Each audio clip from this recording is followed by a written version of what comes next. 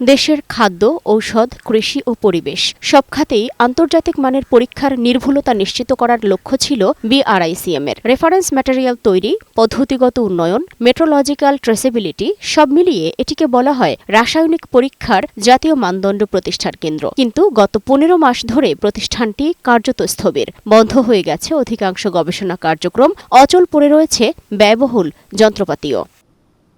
এই স্থবিরতার কেন্দ্রবিন্দুতে সাবেক মহাপরিচালক মালা খান। প্রতিষ্ঠানের একাংশ তার বিরুদ্ধে অনিয়ম ও অসদাচরণের অভিযোগ তুলেছে, আর সেই অভিযোগের সূত্র ধরে তাকে মহাপরিচালকের পদ থেকে সরিয়ে দেয়া হয়। তবে মালা খান অভিযোগগুলো সরাসরি অস্বীকার করেছেন। তার দাবি উদ্দেশ্যপ্রণোদিতভাবে প্রতিহিংসা চরিতার্থ করতে কিছু কর্মকর্তা মিলেই এই মিথ্যা নাটক সাজিয়েছেন। আমার সাথে যা হয়েছে তা অন্যায়।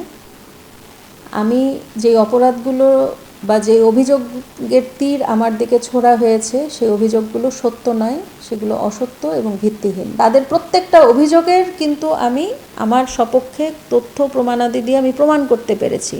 সুতরাং তাদের উচিত তাদের যে ভুলগুলো সেই ভুলগুলো থেকে ফিরে আসা। তারা বিভিন্ন জায়গার সিসিটিভি খুলে সরিয়ে ফেলে, অফিসিয়াল কাগজপত্র তছনছ করে, ম্যানুপুলেট করে সরিয়ে ফেলে, এই ধরনের অপরাধের সাথে তারা যুক্ত হয়ে এই যে নোংরামি, এই যে কাদা ছোড়াছড়ি, এই জিনিসগুলো থেকে বিরত হতে হবে। কারণ আমি কিন্তু পারিবারিকভাবে, পেশাগতভাবে, সামাজিকভাবে এর চরম মূল্য দিচ্ছি।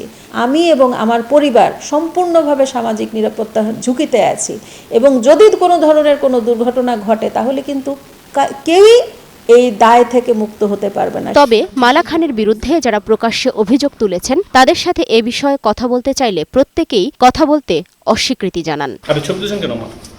আপনি কি মাইনুল না? আমি মাইনুলের সাথে কথা বলবো। আমি মাইনুল না।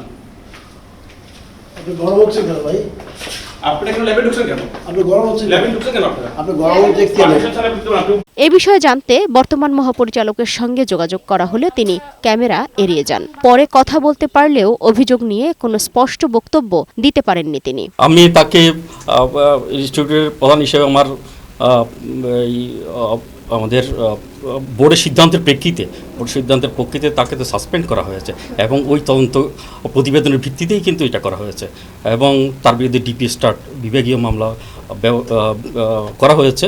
এই যদিও বিভাগীয় মামলার এটার বিরুদ্ধে উনি রিট করেছেন, সেটি এখন মহামান্য আপিল ডিভিশনে চলমান আছে। অন্যদিকে অভিযোগ এসেছে বিসিএসআইআর এর কিছু কর্মকর্তার বিরুদ্ধেও, যারা মালা খানের বিরুদ্ধে অভিযোগ তৈরিতে ভূমিকা রেখেছেন। কিন্তু ফোনে যোগাযোগ করলে বিসিএসআইআর এর চেয়ারম্যান বিষয়টি সম্পূর্ণ অস্বীকার করেন। অফিশিয়ালি দুইটা মিনিস্ট্রির অধীনস্থ দুইটা প্রতিষ্ঠান না, আমরা বিসিএসআই মানে ওনার আন্ডারে না, উনি আমাদের দুইটা স্বতন্ত্র প্রতিষ্ঠান, তো মিনিস্ট্রির আন্ডারে।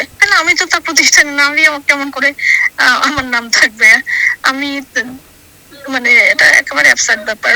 অন্যদিকে বিজ্ঞান ও প্রযুক্তি মন্ত্রণালয়ের উপদেষ্টা পর্যায়ের কারো সঙ্গে মন্তব্যের জন্য কথা বলা যায়নি। এ বিষয়ে তারা কোনো অবস্থান জানাতে রাজি নন। ফলে কোটি কোটি টাকা ব্যয়ে প্রতিষ্ঠিত একটি সম্ভাবনাময় গবেষণা প্রতিষ্ঠান আজ মুখ থুবড়ে পড়ে আছে। প্রশাসনিক জটিলতা দ্রুত কাটিয়ে জাতীয় মান নির্ধারণকারী প্রতিষ্ঠান বিআরআইসিএম এর কার্যক্রম সচল করা জরুরি বলে মনে করছেন সংশ্লিষ্টরা। সালমা জাহান মুক্তা, বৈশাখী সংবাদ, ঢাকা।